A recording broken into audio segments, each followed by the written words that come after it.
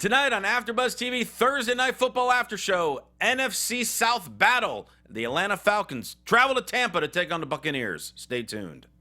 You're tuning into the destination for TV superfan discussion, AfterBuzz TV. And now, let the buzz begin. Welcome to Atlanta, Tampa.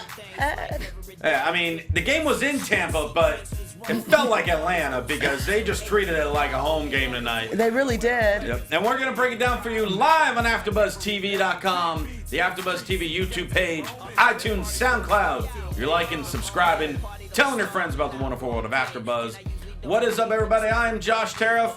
JJ is off tonight. This is her bye week, but the rest of the crew is with me here. First off, Rippe, what is this like? Is it like Jamaica? It's actually Brazil soccer, but Brazil soccer gear. It's just cute. It's Jill Munroe. Jill Munroe. You can follow me on Twitter, Instagram, Snapchat, Insta Stories at Stiletto Jill. And over there, I'm just gonna say I thought it was a Packers thing, but for me, the Rams fan. I know. I thought you might be switching. No, by the way, never. That's Michael Rippe over there. I am Michael Rippe. You can catch me on social media at Mike Rips. And per kind of his request, he wanted me to bring up at the start of the show that we did a little DraftKings battle. We finally got all four of us to do DraftKings together, and Mike won. Not the first time that I won, right? Well, you got lucky in the time when it was just you and me. That's right. I've gotten lucky, but so far 2 times entered, 2 victories. Congratulations, Mike. Yeah. Moving on. Okay. Yeah. Right. Moving on. Yeah, we I'm like the Atlanta Falcons right now, right? Hot. The Atlanta Falcons are hot right now, and they're just on cruise control with their offense. They win tonight, 43-28, but that does include a garbage time touchdown by Tampa. So it was really more so like 43-20. What is defense, Alex? Jeopardy. I was just like Jeopardy question. I was like, Mike, did she just call you Alex? No, it's a Jeopardy question because defense didn't exist to Tampa tonight, and I just have questions. You're not the only one. Yeah. I think everyone has questions because their defense is non-existent. They have a multitude of injuries too. They're decimated with injuries. We'll get into that in a little bit. But I mean, for about the first quarter and a half, this was a ball game. It was a game. Tampa with a very, very good drive to start the game. Tampa's in the lead. Yeah, they started in the lead. Atlanta answered back, then Tampa answered back. They went back and forth. It was 20-13 or 20-14 at the half. Yep. So I mean, Tampa was right in that game. Did you see Jameis arguing with his offense during the game? Oh yeah, because there seemed to be a lot of calls not going through, and that kind of goes to what Mike was saying before. You had a lot of people hurt, a lot of people kind of jumping in, not normally doing all these reps. Yeah, a bunch of miscommunications. That's a nice way to put it. Yeah.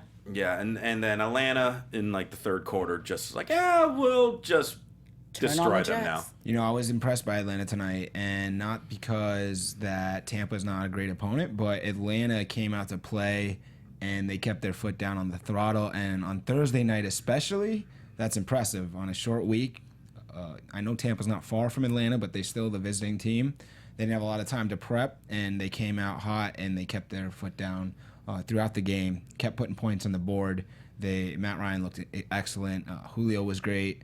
They didn't have Tevin Coleman, but they didn't seem to miss a beat, and they got a really important win. They had to win this game if they're going to be in the playoffs, and they looked really good doing it. Yeah, and that's the big thing. You brought up, Tevin Coleman, also no Jacob Tamme. So they were missing some offensive weapons. But they still put up 43 freaking points. You wouldn't know it if you just look at the score. Yeah. So what that says is what Tampa Bay invest in your defense. I know they're injured, but I mean, you're right. No, I don't. Preach. 43 points coming off of a team at home with the team that just played on Sunday against the Packers. Close game, won by 1 point, and they're able to run up the score like that on you. Have a burst of energy in the second half to do that to you. Where you were being competitive. That says something. And they invested in they tried to invest in their defense in the offseason. Tampa. They brought in Brent Grimes. They did. They drafted Hargreaves, cornerback from Florida, and it hasn't worked out so far. Well, I mean, they've been getting, people have been questioning them really since since the offseason, though, when they drafted Aguayo in the second round, their kicker, who was fine today. We only had a couple extra points. It was funny because NBC was on the call this time, so they had Al Michaels and Chris Collinsworth tonight, and every time that he was up for an extra point, Al Michaels, you could hear the trepidation in his voice. He was worried for Aguayo.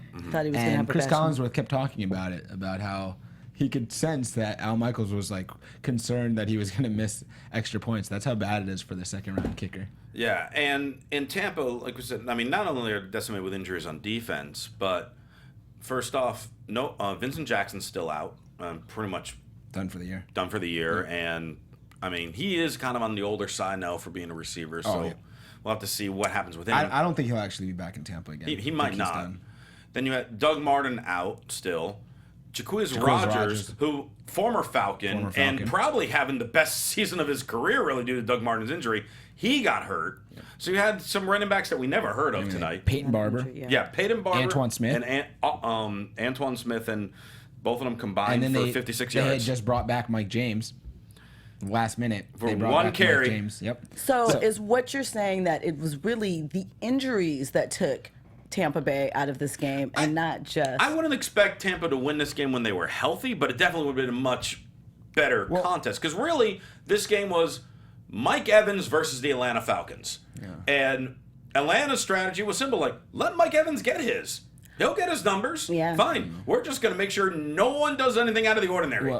And they spread their offense around. I mean, they had so many different people scoring for them that, you never knew from...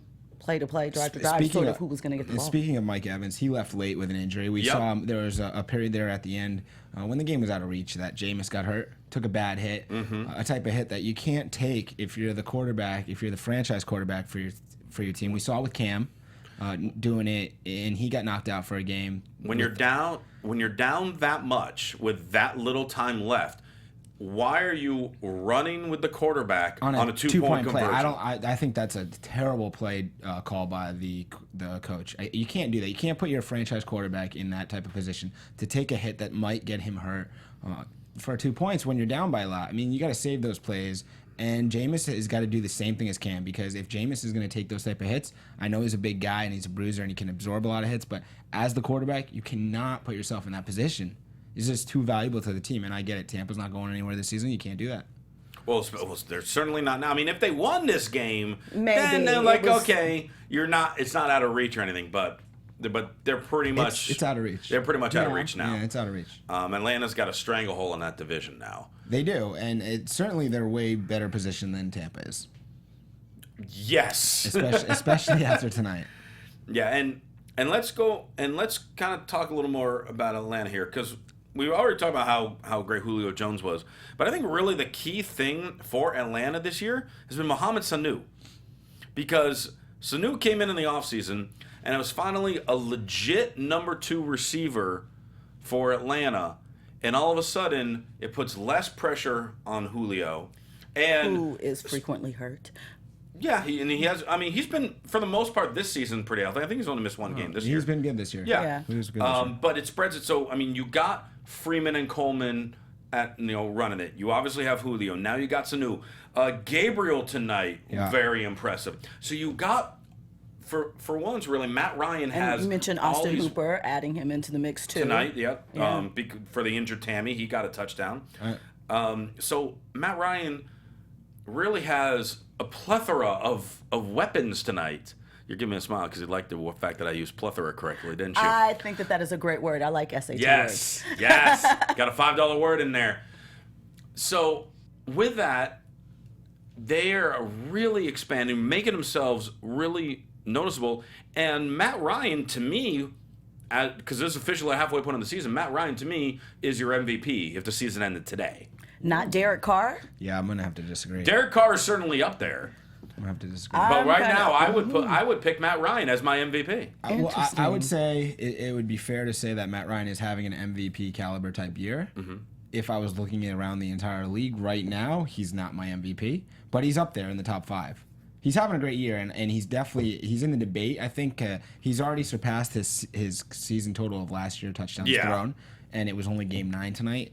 And he was excellent tonight, and he's been excellent for most of the season. Over 2 touchdowns more per game. Yeah, 25 of 34, 344 yards, 4 touchdowns. His numbers were electric. He looked really good doing it today. He looks confident. He looks comfortable. Atlanta looks like a true contender. They've got the running game. They've got the passing game. And they're playing a little bit of defense. So I hear you on the Matt Ryan is your MVP. He wouldn't be my MVP yet, but it's definitely a debate that you could have. But he's going to be there at the end if he keeps this up. Yeah, I mean, to me, really, it's about at this point. Like Matt Ryan, Derek Carr, like you said. Here's the MVP. If you want to be honest right now, without question, the MVP is Tom Brady.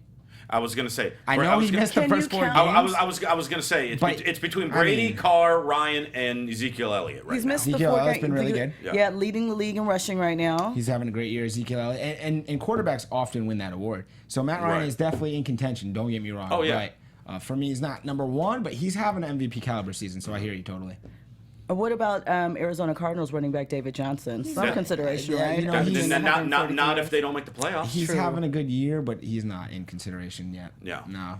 I mean, if Arizona was playing like how we thought they should be, much better. Exactly. Yeah, if Arizona was 6-2 right now, yes, exactly. But they're the opposite of that. Yeah, because your numbers only go so far when you're not winning.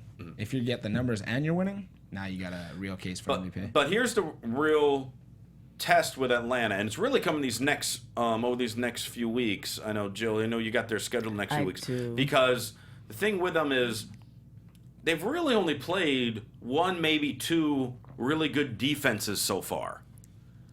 Who do they got over these next few weeks? So they play the Eagles on the 13th. Great defense. They have a bye week. Okay. Then they play the Cardinals that we were just speaking of. Yep. Womp. Chiefs.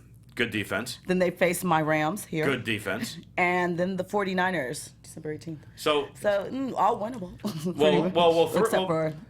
Three of their next 4 are against top-tier defenses. Yep. And so it's a matter of seeing really how they manage and play with that, because you look at their first games, other than when they beat Denver, really their wins haven't been against any super stellar defenses. Well, they beat the Packers. They beat the Broncos. They beat the Broncos. I said with the exception of Denver. Yeah. Okay. But but they lost to Seattle. Now, granted, they got screwed in that one. Yeah. But it's a matter of they lost to the Chargers. That one was. I actually think the Chargers are. They lost to Tampa to open the season. True. And look what they did tonight. So the Falcons sit at what now? They're 6-3. 6-3. They got a good 4-game stretch over the next 5 weeks with the bye incorporated in that, and there's some good teams on that schedule you just mentioned. And if I was a Falcons fan, I would hope that you can come out of that stretch 2-2. If you come out of that stretch 2-2 and you're looking at an 8-5 record with 3 games to go, I think you're in a good position, because the Chiefs are really good. One of my teams I've been big on. Yeah. The Eagles, contender. That's going to be the big one too, because the Eagles, they could be contending with the Eagles to get a final wild card if they don't win that division, let's say. I think Atlanta's pretty much got the division locked. They got a 3-game lead already. They've got a nice lead on the Saints and the Panthers and the Bucks. Panthers are last in the division. Still? Yeah, they're 2-5. 2-5. And Tampa's now 3-5. I'm not counting the Panthers out yet. You keep saying that. I'm giving them one more loss. You keep saying that. Let's talk about Tampa for a minute here, because we got Jameis Winston, who's definitely shown promise. Tonight we actually were seeing a lot of that leadership. They were showing footage of him, really leading the huddles, getting the team pumped up. Do you think he's capable of being, your franchise top 10 quarterback in the NFL? I think that he is. We have to keep in mind, this is his 2nd year in the league. We saw there's a growth process that has to happen, and you have to learn how to win on an NFL level. And if you're in a locker room where there's not some type of stable veterans there, or somebody that can show you how to win, or if during his offseason he's not spending time with those people, then it's questionable. But I think that he can lead the franchise, but I think it's further down the line. We've had a year and a half of watching Winston and Mariota. We saw Mariota last week. That has been Mike's sleeper team. But between the two, we've now had a year and a half of footage on them, Winston and Mariota, who would you take? Yeah, that's a good one. I would lean to Mariota personally. It's funny because coming out of the draft, I've been bigger on Jameis, his upside, and I'd still lean to take Jameis, but a little disappointed in his growth so far. I still think you got to give him time, like Joe said, and see where he can develop into. And you see progress, but you also see there's some stuff you see when you watch the games with Jameis that would worry you, I think, long term. Body language? Sometimes the body language can be uncomfortable, and he is a leader, but also you got to lead the right way. So the body language is important. You can't take those hits. You'll be out of the league in a few years if you take those kind of hits. And you have to be more accurate. The accuracy is a huge thing, and sometimes he's a little bit inaccurate, and that worries me because that doesn't really get fixed. It's the thing, you look around the league at quarterbacks. If you're inaccurate, it's tough to be a really good quarterback if you're not accurate. Yeah, it's key. Mike Evans is not going to have a catch of the year for every throw. Exactly, and that wasn't. He had an amazing catch on that, Mike Evans. But those type of play, I mean, he got hurt on that play too. You can't be that woefully inaccurate and then set your guys up to get destroyed, and you see what happens. So today, I'm still taking Jameis over Mariota. I think he has higher upside, Jameis, but I think he also has a lower floor. So it's more risky. With what he's going to end up as the finished product. I think Mariota, you kind of know what you're going to get. He'll grow a little bit more. But I do like Tennessee as a team better than I like Tampa. But that's here nor there. Yeah. Joe, what about who would you choose? I would take the risk with Jameis because Really? I think that Mariota, I think he is, there's some more room for growth there. I think that he is a solid player, but as far as that franchise take you over the edge sort of guy that the team will rally around too, I think that's Jameis. And actually, in kind of furthering that, I think that we're going to see with Jameis the kind of career arc I think that Cam experienced. Cam had a bunch of years where he was doing well or he was learning, but the team wasn't good in Carolina. And then he was petulant, body language issues, things. yeah. And then he kind of came of age, and they really turned it on, took it to a new level. I mean, maybe they were reverting back, but I think we'll see that with Jameis. I think you could even see next year where they struggle, and you start wondering, like, is it ever going to happen for him? And then he's just going to come in 1 year, and you're going to see that serious maturity, and like, he's going to be in amazing shape. And because he's got the body for it, and he did it at Florida State. Yep. He played big time college football, so he's got the experience. He just needs the NFL experience, the reps. He's not around super talented teammates, so he has to do most of the heavy carrying. And so he's still young, so you give him a few more years, and I think he's going to be a guy in the league down the road. Well, it's one of the top players. Do you think that they need to get some vets? And I do. I feel like they need to get some type of vets in the locker room around him that can sort of help him. As you said, he doesn't really know how to lead, kind of guide him in those areas, those rough spots. I think it'd be good. I mean, they've had Vincent Jackson, but again, he's been hurt so much. And to be honest, I don't consider him a leader. Well, I was going to say as far as the veteran, Sure. but yeah, you want to get some vets that have deep playoff experience. Or even like the backup quarterback that's been around for 10, 15 years, and they can give him some advice in the quarterback Jay Cutler's room. next home. Well, I would hope not, Jay Cutler. That's a joke. Yeah, I don't know. Okay. Color won't be there Because backing him when up. when you look at the Tampa team too, the veterans on that team are not veterans that have really They're not won. winners, They yeah. they're not. Right. They haven't been there a long time. I mean, you're looking at Mike Evans, a young guy, good player, but young guy. He's not the leader. You're looking at the running back situation. Doug Martin's, he's injured every other game. I mean, they don't have anyone that you look to and say, okay, this is the main guy. And even you look at the defense, they don't have guys that have been established that can really say this is how it's done, this is how you win. So it's the culture there too. Yeah, because you had the previous goal, like we saw tonight. John Lynch was added to their like ring of honor. Thank you, Yeah. the ring of honor. And I mean, he was there. Warren Sapp was there. Mike Allstott was there. These were Right. guys that was just like they stuck with the team, built it up, got them to playoffs and championship and all Early that. 2000s. Yeah, like late 90s, early 2000s. And there's really no one there right now that I'm not saying there's got to be a guy there that's the equivalent of John Lynch, but there's no one there that has the leadership. No, there like isn't. you were saying. There's Like not. they do need that. And I think that was like a big thing taken in Dallas with Dak Prescott because you got guys like Jason Witt in there. Oh, yeah. And that helps tremendously. Absolutely. So that is definitely something Tampa would love to have. Who does Tampa play the next few weeks? Do you have Tampa scheduled too? I do. I know that next week they're going to be playing Chicago. Okay. They So- can win that one. That It's a tough one now. After looking at now- Chicago last week, but they could win that. They You're could win. Absolutely. They could So win. after that, they face the Chiefs. We just talked about Yeah. the Chiefs thing. Seattle, who Oh, is boy. kind of on a downslide. Then they're at the Chargers. Then the Saints. That's a pop back game. And then at the Cowboys. They could lose all those games. Yeah. It's probably better to lose them, honestly. You get a higher draft pick. And trade it for a veteran. Sure. I don't know. Well, we were just talking about they need a veteran. Oh, get a top draft pick. No, they need a lot of things, but well, sure. You know, they need more talented. An They need more young talent. They need some veterans, and even their coach. I mean, their coach is brand new, so they need a lot. So I mean, we'll see how the rest of the season kind of unfolds for both Atlanta and Tampa. Jill, I believe you got some news for us, some gossip. Some brief news. Yeah, that's right. The sound effects, we appreciate that. You got to pause for those. Well, this isn't really gossip. This is more on the news side. The Philadelphia Eagles have cut ties with Josh Huff. He was pulled over Tuesday morning for speeding, and on his possession, he had an unloaded handgun, which he is registered for, but in another state, a small amount of marijuana, and hollow point tip bullets. That's what it is, right? Hollow point tip think bullets. so. Okay. Highly illegal. Which part was?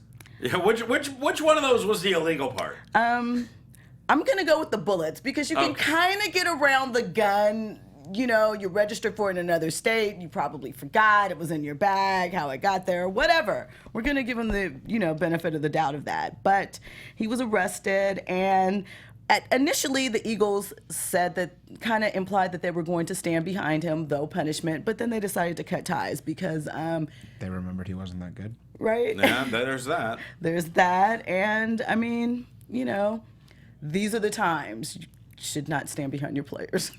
I don't mean it like that, but just saying it's a little difficult right now. Everything is very PC, and if the Eagles were to stand behind them in the climate that we are currently in, where not that they aren't encouraging help or growth currently, but punishment and retribution should be swift, and that's kind of my summation of that. Well, my question is, why do we think Philly acted so much quicker with this than the Giants did with Brown? I think Brown might have been a good teammate. And I also think, jumping in as a woman, that this is going to sound really complicated. I think that when it's issues of domestic violence, we won't get into how women aren't necessarily supported. Let's say that the approach that seems to be taken is that it's a family matter. And it seems to become difficult if the wife and the player stay together, because I think that is kind of what puts them on the kind of thing. Not saying that they shouldn't. I think that they should come down, but it kind of gets technical. Mike's ready to explode with something. Go Mike. I think it's pretty simple. I think that the Eagles made a good decision here to act quickly, and the Giants completely botched their situation with Josh Brown. Oh, no, I agree. So, I mean, that's what it comes down to. The Eagles organization, they thought about it quickly, and they realized that the player's not worth the headache. Yeah. If the player's worth the headache, maybe you let it go. I also know that he said that, his quote of, I thought, every athlete, what athlete doesn't have a gun? It just... That's enough, I think, when you're not the star receiver or the 2 or the 3. Like, it's not worth it if you're the last guy. The 6th or the 7th. You know what I mean? So I think that the Eagles made a smart decision. It's a distraction that's not necessary. He's not that important to the team. They could move along and not deal with the distraction. Practice squad guys. And obviously, it's part of the climate that we're in. But also, when you ask the difference between the Eagles and the Giants, it's just the Giants completely messed up. They should have handled that much better and quicker. No, I 100% so agree with I think it just comes down to and maybe the Eagles look to the Giants situation and recognize, besides the Giants, other teams and other situations around the league that they weren't acting quick enough, and so it's much better. It becomes a problem, yeah. If the player was better too, they wouldn't have cut him. Let's just be honest, call it what it is. If it was Darren Sproles or someone more important to the Phillies, like Jordan Matthews. Yeah, no way. Jordan Matthews, same situation. He's still on that team right now, guaranteed. But it's Josh Huff. He's not that important to the team. He hasn't done anything to warrant keeping him when he goes out and causes a distraction. But isn't that a double standard? Somewhat. Of course it is. Somewhat. But I think with the Giants, it's not that Josh obviously wasn't a great team guy. He wasn't adding that much to their team. But Josh he might have been a locker room guy. Josh was probably a locker room guy. They probably felt bad for him. But and you can replace a kicker, obviously. But domestic, that's different. Domestic abuse, they should have got rid of it. I mean, they messed that up. I guess my thought was, because to me, it is a double standard. Because if it was Jordan Matthews in the same situation, the 3 different charges saying da da da da and all that, to me, if I was the Eagles, it's just like fans aren't going to be happy, but we're not going to tolerate this. They wouldn't have cut it. And you can look to this similar scenario. Look at the Cleveland Browns and how long they kept Josh Gordon on the team. Through every episode, smoking when they marijuana, should not have. drinking, They shouldn't have. And now they're going to get rid of him. But, I mean, you're looking at years of putting up with it because he's a talented receiver. Right, and they shouldn't Talent have done allows that. you a longer leash. You're right. But that's where it comes in. So, of course, there's a double standard. No question about it. I don't like double standards. I don't don't either. like them. I'm with you. Let's look at some of the games heading to this Sunday. Maybe a few fantasy players to watch out for. That I might pick so I can finally beat Mike in DraftKings and stuff. So And if you're listening, just wait for my picks. Yeah, maybe I can just come up kidding. out of the basement. First game I'm looking at is Kansas City and Jacksonville. I think I mentioned Kelsey last week, and I want to mention him again. I know there's no Alex Smith, but Nick Foles will start, and he's not going to throw a lot of long balls. He's going to throw to Kelsey a lot. He will. And if I can give you guys a tip, I'm going to give you guys a tip right now. Everybody out there, if you're playing DraftKings this weekend, there's one player from this matchup you should definitely put in your lineup, and that's the running back, Charkandrick West. Spencer Ware, the starting running back, has a concussion, probably won't play. Jamal Charles just went on IR. He's out. Means Charkandrick West will come in. His price that you're going to get him at DraftKings will be super low, and he'll be one of the best values you can get this weekend. That's how you win your leagues. Boop. I got two that could be considered questionable picks, I think, but I think they're worth the risk. First off, Giants and Eagles. Obviously, we're talking about how good the Eagles' defense is. I think there's going to be like one Giant that is going to have a game, because obviously they're really going to be focused on Beckham, and he'll probably still get his. Pick up Shepard. Sterling Shepard, the rookie receiver. He's been quiet the last few weeks. Interesting. So, they might kind of take their eyes off him for a little bit. I expect him to have a solid game there. Okay. I can see it. Definitely don't pick up Josh Huff. No, don't. That would be a mistake. Do not do that. And also, even though he was benched this past week, I think Mark Ingram's going to bounce back because they're playing the Niners, who are not good. And the Saints score a bazillion points. So pretty much anyone on the Saints is probably a good pickup this week. But I think Ingram is going to feel like he's going to redeem himself. He might have a fewer carries than he normally would have based on him getting benched last week.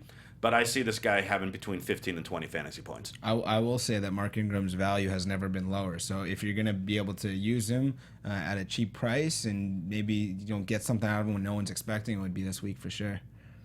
And my one upset special, you ready for this one? For just an upset win?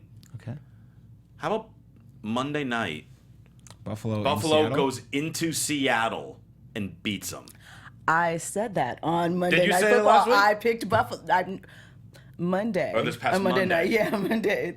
I predicted that Buffalo. So, Josh, we're here. We got this. Here. We got this. We're together. And Mike I'm disagrees. gonna let you guys go with that one. Let's say. I want to do like kind of one more like kind of crazy prediction. If we can get the little prediction music going for this too. There it is. The engineer's awake. James is awake. Yes. A couple days after Halloween. We are now officially at the halfway point of the NFL season. I say we all make one crazy prediction that's going to lead for something in the second half, whether it's someone making playoffs, missing playoffs, MVP, whatever it may be. All right. Do you want to start or do you want me to start? I'll start. Okay, Mike will start. You better not steal mine. You made me come up with this in the last 20 minutes. That's true. That's true. It just dawned on me like 10 minutes before we went on the air. So this is my crazy prediction. Don't hold me to it, but this is what's going to happen. When the Super Bowl is played this February, the winning team is going to be the Dallas Cowboys. Whoa! And the MVP of the Super Bowl is going to be Tony Romo. Wow. Well, you said crazy. That's a crazy prediction right there. First off, saying that Dallas is going to get to the Super Bowl for the first time in about over 20 years. 94? 96. Look, they got a new set of triplets now. They do. They do. Dak, Dez, Ezekiel, but it's going to be But you're Tony saying it's going to be Romo. It's going to be Tony Romo that's going to lead the Dallas Cowboys to the Super Bowl title. Interesting. Jill? My crazy prediction, the Rams make the playoffs. You said crazy. That's crazy. That is crazy. You said crazy. But That's you crazy. know, But no, listen. no, go ahead. Go ahead. No, it's not. It's I got not season as, tickets. I hope so. It's not as far-fetched as you think, but go ahead. Oh, it is. Listen. You said crazy prediction. Yep. We had 10 minutes to come up with it. My other one was that the Vikings only win one more game. That's actually, I before feel like the- less crazy. I like it. So those are my two. Why do I pick the Rams making the Super Bowl? Because keep hope alive. I mean, it's Personal. It's personal. I think it can happen. Well, honestly, again, if Seattle does lose on Monday, Right. Arizona's not playing the way they should be. Right. It's not. So you're out of- saying there's a chance. I know. I'm honestly Yes, saying it's listen. not. It's not out of the question for them to win that division. It's. Oh, it is. I mean, it's. It is.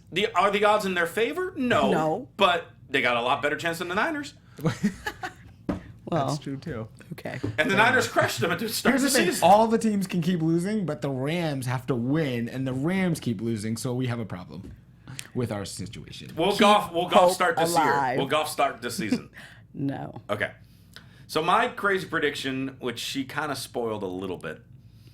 Womp. Sorry, Josh. The Minnesota Vikings started 5-0. They are now 5-2, and they will end 8-8 and miss the playoffs. You know that's not that crazy, actually. Right. I think that I did. I think she was the craziest. Now that I've heard them all. No, Because- yours was the craziest. No, because Dallas is a really good team. No, it's about Romo being MVP. Fine, That's the crazy but part. I mean, if you look at the NFC right now, Dallas is the best team in the NFC. So I'm just Yes, saying, they are. it sounds crazy and it is out there, but it's not as crazy as the Rams winning the division. Okay. I got a you crazy said prediction. Wait, yes. Oh, what you got, Jimbo? Let's go. That after the election, fans gonna run on the field and do some stupid shit, and they're gonna have to re-regulate a ton of like fan interaction and how fans. Well, we had the dildo on the field last I week. know that's why That I think was- after the election it's gonna be like protesters or banners or like when they tried to cover the scoreboard that time. Like I think there's gonna some issue with a fan that they're gonna have to re-regulate a bunch of shit. Because What city are we looking at that they I run don't in? know. I don't It's watch just gonna football. I'm happen. just saying it's just gonna happen. How did they get that item in? Women have to bring in clear bags. You know, like there's a protocol. So I'm wondering where they hit that. That's all. We'll think about that over the next week. Oh, and also though, next week's game, like quick prediction for that, AFC North battle, quote unquote battle, Browns and Ravens is what we got next week. It's bad versus Barn worse next week. burner. But they do have a long rivalry because the Ravens were the old Browns. So it's always fun to watch the two teams play each other. No, not this year. They're both definitely not very good this year. I'm gonna say it's gonna be a little better defense than we might anticipate. Where's the game? The game, good question. Where's the game? I will tell you right now. The game is in Baltimore. I'm gonna say Baltimore wins 20-16. Yeah, I'm gonna go with the Ravens. I have no score, but since they're at home, we're just gonna give that home court advantage a bigger boost. I'm gonna make a second crazy prediction. What? Here we go. Next Thursday night, the Cleveland Browns are going to get their first and only victory of this season when they go into Baltimore and win outright. All right. So you're saying they're losing this week. We're gonna win on next I mean, Thursday. Cleveland is losing every week, but I'm going to give them next week. Just week next against Thursday. The Baltimore Next Ravens. Thursday, they're Next gonna make Thursday it. night, I'll be back here with my Browns hat on or whatever. So you can check it. Yeah. Just note it. The Browns next week over Baltimore. That's Now you're going to watch the game, right? Now you're going to watch. Now I'm ready to watch the game to see you if have you're to going to be see. right. It might be the worst game ever, but okay. Listen, we want to see, you know, because it's an indicator of how you've been making some stellar predictions this season. Well, you know? I'm not trying to make stellar predictions. And so, you know, perhaps. Sometimes you're locked on, you get hot. Well, we want you to make sure, whether it's a great game, bad game, or whatever, that you're going to tune in to hear us break it down, maybe make fun of some stuff, make fun of each other, because that's what we do here. And you could, of course, leave comments on the YouTube page and talk to us on the various forms of social media. Mike, how can people reach out to you? You can catch me on social media at Mike Rips, and also next week I'm gonna be 3 for 3 in DraftKings. We'll see about that. And you can find me, Jill Munroe, at Stiletto Jill and at JacksonStilettoJill.com for your sports and pop Favorite culture gossip. website. All right. And if you want to chat wrestling with me, you can follow me on Twitter at Will Rosenberg. And you can buy my t-shirts, prowrestlingtees.com/. Christian Rosenberg. And, of course, for all your other AfterBuzz TV news and gossip, follow them on Twitter at AfterBuzzTV. Thanks much for tuning in. For Mike Rippe and Joe Munroe, I'm Josh Tariff. We will see you later. From executive producers Maria Menounos, Kevin Undergaro, Phil Svitek, and the entire AfterBuzz TV staff, we would like to thank you for listening to the AfterBuzz TV network. To watch or listen to other after shows and post comments or questions, be sure to visit AfterBuzzTV.com. I'm Sir Richard Wentworth, and this has been a presentation of AfterBuzz TV. Buzz you later. The views expressed herein are those of the hosts only and do not necessarily reflect the views of AfterBuzz TV or its owners or principals.